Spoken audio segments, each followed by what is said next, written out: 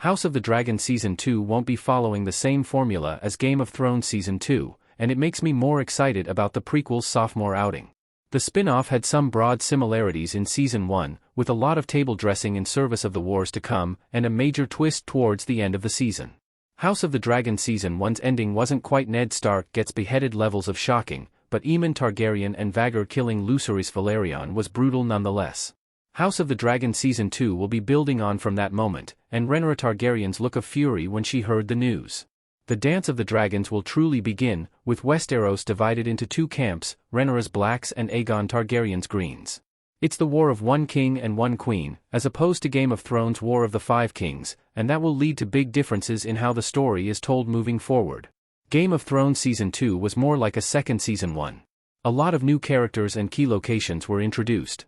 Corus Van Houten as Melisandre and Stephen Delane as Stannis Baratheon on horseback in Game of Thrones Season 2. Game of Thrones Season 1 did a lot of work in establishing the world and introducing characters, but it was, well, only the beginning. I always felt at the time, and even more so on rewatch, that Game of Thrones Season 2 really functioned like a second first season. Yes, it was in part continuing storylines, but there was a massive expansion in terms of location and cast. The table below outlines just some of the key figures who were brought in. These weren't just new supporting characters, but some major players who'd be affecting things until Game of Thrones ending, and several carried their own separate storylines. My point here isn't to criticize, but to lay out how much Season 2 had to do in continuing world building alongside telling its own great story, and this was a great year. Thrones, like George R.R. Martin's A Song of Ice and Fire, was an outwardly expanding tale for a long time, getting bigger and bigger until things eventually began to coalesce in Season 6, and Season 2 was a vital building block within that. House of the Dragon Season 2 will be progressing its story more rapidly than got Season 2. The Dance of the Dragons begins in Season 2. Where Game of Thrones was a story of expansion, I see House of the Dragon Season 2 as more one of contraction. There are a few reasons for that. House of the Dragon Season 1's timeline was itself very expansive, spanning decades. The actual Dance of the Dragons itself, however, is only a couple of years in Martin's Fire and Blood.